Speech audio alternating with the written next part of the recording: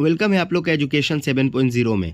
तो आज हम लोग पढ़ेंगे ट्रांसफ़र ऑफ प्रॉपर्टी एक्ट 1882। मतलब ट्रांसफ़र ऑफ प्रॉपर्टी एक्ट क्या होता है, इसका डेफिनेशन क्या है, इसके ऑब्जेक्टिव्स क्या था इसको लाने के लिए, और इसके कितने टाइप्स होते हैं। तो पहले मैं थोड़ा सा कॉन्सेप्ट दे देता हूँ, उसके बाद हम लोग इस तरह से पढ़ेंगे। तो ट्रांसफ़र ऑफ प्रॉपर्टी का मतलब क्या होता है। नॉर्मली बात है, मेरे पास कुछ प्रॉपर्टी है, मैं अपने प्रॉपर्टी को ट्रांसफ़र करना चाहता हूँ किसी दूसरे इंसान को, उससे बेचना चाहता हूँ, तो ये क्या हो गया, ट्रांसफ़र हो गया। तो ट्रांसफ़र ऑफ प्रॉपर्टी हो गया। जैसे समझ लीजिए एक राम नाम का लड़का है, ठीक है, वो अपना ज़मीन को बेचना चाहता है शाम से। तो वो प्रॉपर्टी को, अपना ज़मीन को क्या किया, शाम से 10 लाख में बेच दिया। तो ये जो 10 लाख में शाम से बेचा, शाम ने भी 10 लाख इसको दे के उसकी ज़मीन को ले लिया। तो क्या हो गया, ट्रांसफ़र हो गया, इसकी ज़मीन उसके पास चली गई और उसके बदले उसको पैसा मिल गया। तो इसको हम लोग क्या बोलते हैं, ट्रांसफ़र। अब ट्रांसफ़र ऑफ प्रॉपर्टी एक्ट 1882 लाने की ज़रूरत क्या हुई। देखिए, जब हमारा मुल्क आज़ाद हुआ 1947 में, तो बहुत सारे प्रॉपर्टी के लेके बहुत सारे मसला थे, बहुत सारे प्रॉब्लम्स था, जो बीच बीच में कुछ कानून बना लेकिन पूरी तरीक़ा से सही नहीं हो पा रहा था।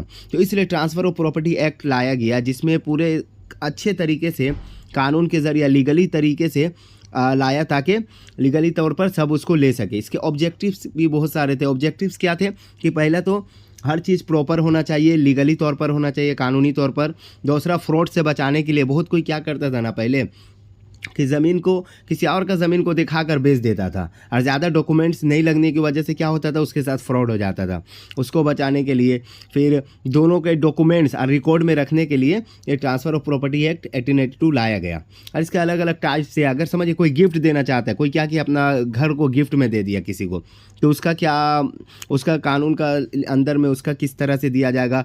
कोई लीज़ में दे रहा अपना ज़मीन को 10 साल के लिए, तो उसका क्या प्रोसेस है। तो सारी चीज़ को इसमें ट्रांसफ़र ऑफ प्रॉपर्टी एक्ट 1882 में लाया गया। तो चलिए हम लोग पढ़ेंगे तो और बेहतर तरीके से समझेंगे। तो क्या बोला, ट्रांसफ़र ऑफ प्रॉपर्टी है, डेफिनेशन क्या बोला। The transfer of property act 1882 governs the transfer of property between living persons in India. It defines how and the under what condition property movable or immovable can be legally transfer from one party to another. ठीक है, तो transfer of property act 1882 क्या बताता है, transfer होगा property दो या दो से ज़्यादा लिविंग पर्सन्स के दरमियान। लिविंग मतलब जो जिंदा हो, उसके दरमियान। मरे इंसान के साथ तो एक मरा रहेगा, एक जिंदा रहेगा, तो ट्रांसफ़र कैसे होगा, क्योंकि दोनों का डॉक्यूमेंट रखता है, दोनों का कॉन्सेंट होना चाहिए। तो इसलिए लिविंग पर्सन होना चाहिए, पहला कंडीशन। दूसरा क्या, ये लोग एक प्रॉपर्टी को अपना दूसरे को देगा, एक ट्रांसफ़र हो गया दो लिविंग पर्सन के दरमियान। और ये क्या बात है, किस कंडीशन में होगा, ये किस तरह इसको लीगली फॉर्म में लिया जाएगा, ये इसमें बताया जाएगा। ये बता रहा है, मतलब ट्रांसफ़र ऑफ प्रॉपर्टी एक्ट 1882 बताता है कि किस दो इंसान के दरमियान प्रॉपर्टी का ट्रांसफ़र होना चाहिए, और कौन सा property movable or immovable. Movable मतलब जिसको इंसान ले जाए, जैसे कार है, गाड़ी है, तो उसको इंसान बेचता है तो क्या होगा, एक जगह से दूसरा जगह चाहे। इमूवेबल मतलब ज़मीन प्लॉट जो रखा है, मतलब इन मूवेबल या उमेबल ज़मीन को या किसी भी चीज़ को बेचने के लिए, ट्रांसफ़र प्रॉपर्टी को बेचने के लिए इस एक्ट में जो दिया गया है रूल रेगुलेशन, उसको मानना होगा। तो इसमें यह बताया सेक्शन 5 क्या कह रहा है ट्रांसफ़र ऑफ प्रॉपर्टी 1882 का।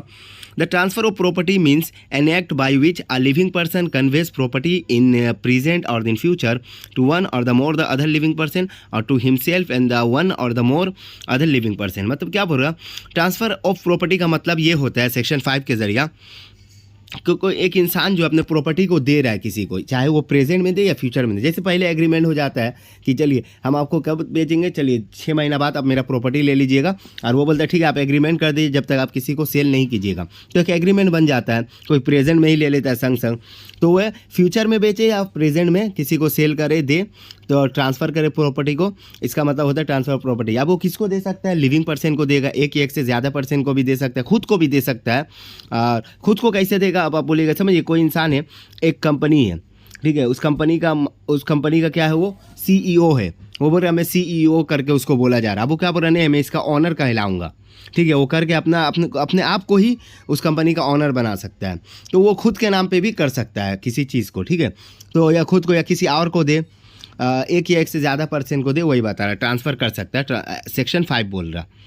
अब हम लोग ऑब्जेक्टिव्स देखेंगे। देखिए, हर एक्ट जो आता है उसका लाने का मतलब कुछ ना कुछ बात होता है, कुछ ऑब्जेक्टिव होता है, कुछ मकसद होता है। तो क्या the main objective of the act are, पहला ऑब्जेक्टिव क्या है, to provide a uniform legal framework for the transfer of property, कि एक लीगल एक कानूनी शक्ल दिया जाए, प्रॉपर्टी जो ट्रांसफ़र किया जा रहा है, जो प्रॉपर्टी दे रहा है एक इंसान दूसरे इंसान को, उसको लीगली शक्ल दिया जाए, लीगली फॉर्म में लाया जाए, ताकि बाद में उसके साथ कोई किसी तरह की फ्रॉड ना हो, किसी तरह की बेईमानी ना हो।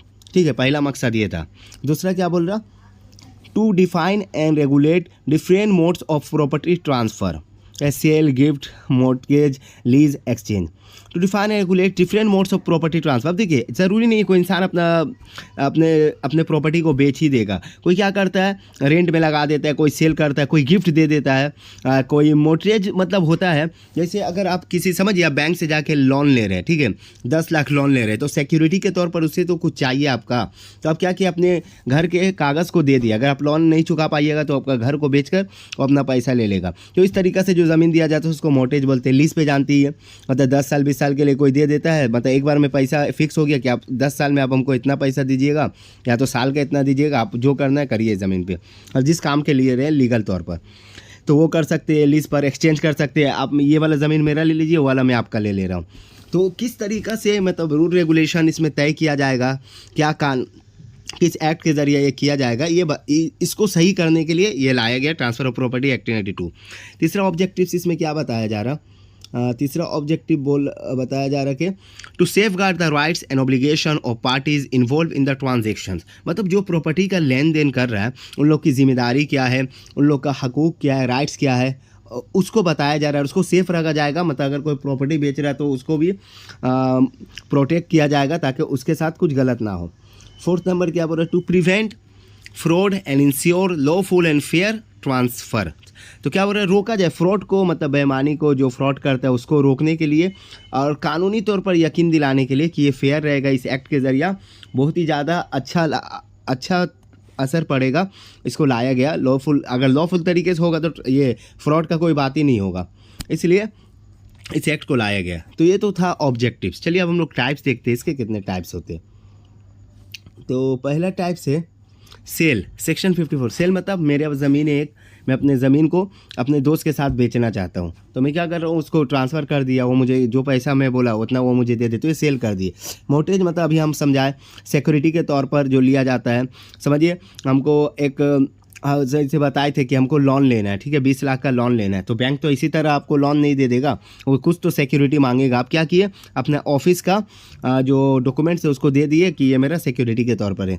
तो क्या किया, आपको 20 लाख रुपए दे दिया और सिक्योरिटी के तौर पर ले लिया। जितना दिन का आप टाइम लीजिएगा उतना दिन के अंदर देने होगा आपको।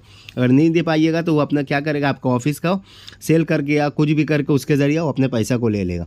तो ये दूसरा टाइप से, पहला है सेल, दूसरा क्या मोर्टगेज, तीसरा है लीज। लीज में देखिएगा बहुत सारा दिया जाता है। रोड के साइड में ज़्यादातर ज़मीन जो शोरूम्स वगैरह होते हैं ज़्यादातर गवर्नमेंट के अंदर होते हैं, गवर्नमेंट भी लीज पर देते हैं, और कोई इंसान भी अपना ज़मीन को लीज पर दे सकता है। मतलब अब लीज का मतलब क्या हुआ, समझिए मेरा ज़मीन है, हम 5 साल 10 साल के लिए किसी एक को दे दिए। अब उसके अंदर वो कुछ भी फैक्ट्री बने या कुछ भी करे, वो बता दिया मुझे ये करना है, ठीक है, मैंने दे दिया। अब वो क्या करेगा, मेरा जो या तो एक बार में पूरा पैसा दे दे या साल का दे, उसको लीज पे मैंने दे दिया। और एक्सचेंज मतलब तो जानते ही आप, मेरे पास एक ज़मीन है, मेरे पास क्या है, नॉर्थ साइड में ज़मीन है, उसका साउथ में है। अब वो क्या बोल रहे, ठीक है नॉर्थ का मैं ले लेता हूँ, साउथ का तुम ले लो, क्योंकि वहाँ से मेरा घर नज़दीक है, हम वहाँ पे अपना काम करेंगे। तो इस तरह एक्सचेंज किया जा सकता है। तो ये टाइप्स था।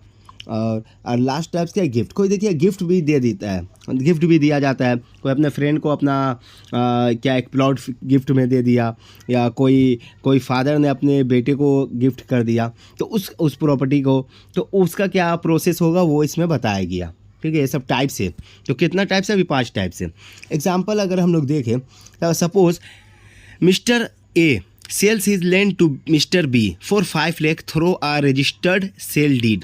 This is a transfer of property under section 54 of the act. तो क्या बोल रहा है, सपोज कीजिए ए ने अपनी ज़मीन को B से बेचा, कितना में, 5 लाख में, ठीक है, रजिस्टर करा लिया, पूरे कानूनी तौर पर हो गया। तो ये जो ट्रांसफ़र प्रॉपर्टी हुआ है किसके, अंडर सेक्शन 54 के ज़रिए हुआ।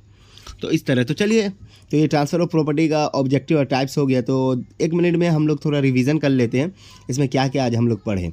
ठीक है, transfer of property act, transfer of property क्या कहते हैं? अगर एक इंसान अपनी प्रॉपर्टी को दूसरे इंसान को देता है और वो मतलब बेचता है तो उसको हम लोग क्या कहेंगे? ट्रांसफ़र। तो act, transfer of property act 1982 जब ट्रांसफ़र होगा वो 2 लिविंग पर्सन के दरमियान होता है। ये बात ज़रूरी याद रखना है क्योंकि 2 लिविंग पर्सन के दरमियान होगा। तो ट्रांसफ़र ऑफ प्रॉपर्टी एक्ट 1982 लाने का मकसद क्या था? पहला मकसद था कि इसको कानूनी शक्ल देना, क्योंकि किसी के साथ फ्रॉड ना हो, कानूनी शक्ल में रहे और दोनों के जो डॉक्यूमेंट्स हो वो गवर्नमेंट के अंदर रहे और वो गवर्नमेंटी तौर पर मतलब कानूनी तौर पर उसका गवर्नमेंट ये डॉक्यूमेंट्स बन जाए। दूसरा क्या है? दूसरा क्या है? प्रॉपर्टी जो ट्रांसफ़र हो रहा अलग अलग तरीका का, कोई सेल करता है, गिफ्ट करता है, मोर्टेज करता है, लीज करता है, एक्सचेंज कर सकता है। तो उसका क्या क्या प्रोसेस हो, ये सही तौर पर इसको इस एक्ट में लाया गया। इसके बाद तीसरा क्या है? Safe guard the rights. इसके बाद क्या है? Safe guard the rights and obligations. क्या जिम्मेदारी होना चाहिए, क्या जिम्मेदारी, क्या राइट्स होना चाहिए जो पार्टी सेल कर रहे हैं मतलब ट्रांसफ़र कर रहे हैं अपने प्रॉपर्टी का, उसको बताया गया इस एक्ट में। उसके बाद फ्रॉड को रोका गया और कानून और जो लॉ है वो यकीन दिलाया कि इस तरीक़े से आपके प्रॉपर्टी को रखा जाएगा सही तरीके से। ठीक है, तो अब हम लोग इसके टाइप्स पर, टाइप्स क्या है? सेल करना है, एक टाइप से sale, mortgage, lease, exchange and gifts. जैसे हम लोग एग्जांपल भी पढ़े, अगर ए ने बी को 5 लाख में अपना ज़मीन बेचा, बी ने ले लिया तो ये रजिस्टर करा कर, तो क्या हुआ? एंड सेक्शन 54 के अंदर आता है। इस तरीक़े से क्या होगा? कानूनी तौर पर, प्रॉपर तौर पर क्या होगा? अपना ज़मीन को बेच दिया। तो आज हम लोग पढ़ लिए ट्रांसफ़र ऑफ प्रॉपर्टी एक्ट क्या होता है, इसका ऑब्जेक्टिव्स क्या थे, इसका टाइप्स क्या था। अगर आपको वीडियो अच्छा लगा तो like and share and subscribe ज़रूर करें। Thank you.